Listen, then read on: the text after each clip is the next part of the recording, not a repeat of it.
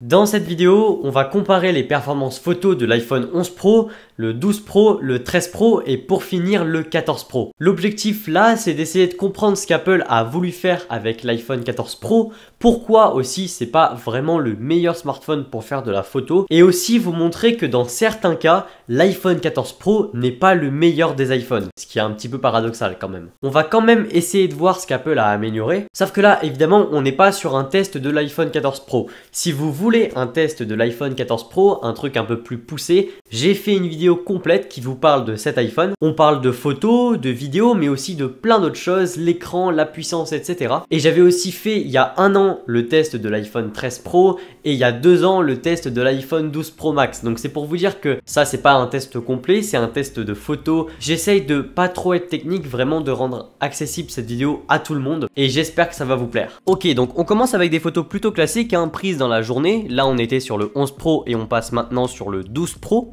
Ça c'est la photo prise avec l'iPhone 13 Pro et enfin pour finir évidemment l'iPhone 14 Pro. C'est des photos plutôt classiques, comme je l'ai dit, prises dans la journée, qui sont à peu près belles partout, franchement c'est pas très compliqué. Et franchement ce qu'on peut voir, c'est que pour faire des photos comme ça qui sont très classiques dans la journée avec une belle lumière, eh bien tous les iPhones s'en sortent plutôt bien. Le 11 Pro est un smartphone qui est sorti en 2019 et franchement regardez à quel point il est excellent et globalement il n'y a pas eu une grande différence entre chaque iPhone, entre le 11 Pro, le 12 Pro, le 13 Pro et le 14 Pro. Tous savent faire de belles photos, donc c'est plutôt rassurant, mais donc voilà, ça montre aussi que ça vaut pas forcément le coup de changer d'iPhone chaque année. Là j'ai voulu prendre une photo un tout petit peu plus compliquée avec le soleil pour essayer de faire un espèce de petit contre-jour, alors pas trop le soleil en pleine face, mais donc vous voyez que globalement encore une fois c'est des images qui se ressemblent de fou. Enfin si c'est pour faire ce type de photo, ça sert à rien d'acheter le 14 Pro, même un smartphone à 300 ou 400 euros fera de belles photos. C'est pas tant sur les photos de jour que vous verrez le plus de différence, on le voit clairement devant nos yeux. Par contre, de nuit, la différence se voit bien plus. Globalement, regardez, l'iPhone 11 Pro a énormément de grains. Un grain qui a été corrigé sur l'iPhone 12 Pro. Et après, le 13 Pro a globalement peaufiné et amélioré le mode nuit. Et je trouve que entre le 14 Pro et le 13 Pro, il n'y a pas une grande différence. Donc voilà, à vous de donner votre avis dans les commentaires. Est-ce que ça vaut vraiment le coup de passer sur un 13 Pro ou un 14 Pro quand on a un 12 Pro ? Quand on a un 11 Pro par contre, oui, ça vaut quand même bien plus le coup de passer sur les derniers iPhones d'Apple. Surtout que le 11 Pro n'a pas le mode nuit sur le capteur ultra grand angle. C'est complètement incompréhensible, je sais pas pourquoi.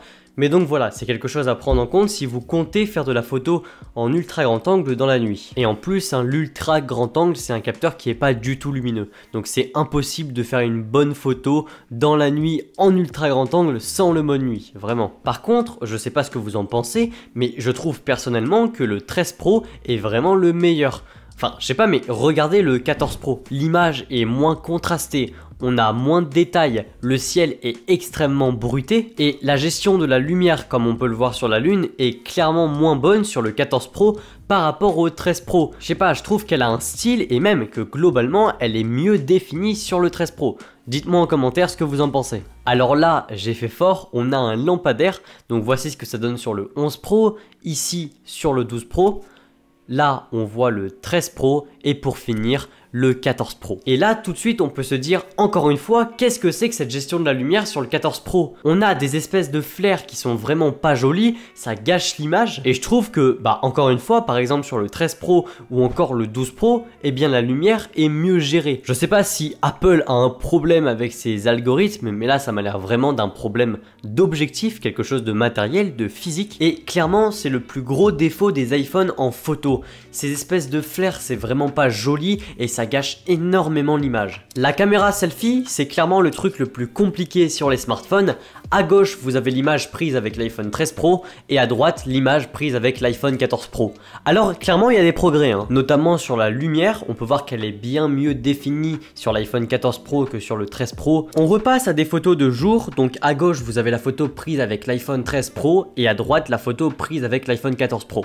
Alors là, oui, dans ce cas, je suis totalement d'accord. L'iPhone 14 Pro a fait bien bien mieux. Il y a non seulement plus de couleurs, l'image est plus chaude et je trouve ça plus agréable à regarder, mais il y a aussi plus de détails. Regardez notamment dans les buissons. Sur l'iPhone 13 Pro, c'est très lisse, on dirait simplement un bloc vert, alors que sur l'iPhone 14 Pro, on comprend mieux que c'est des feuilles et le HDR a fait vraiment un très bon travail. Bon bah voilà.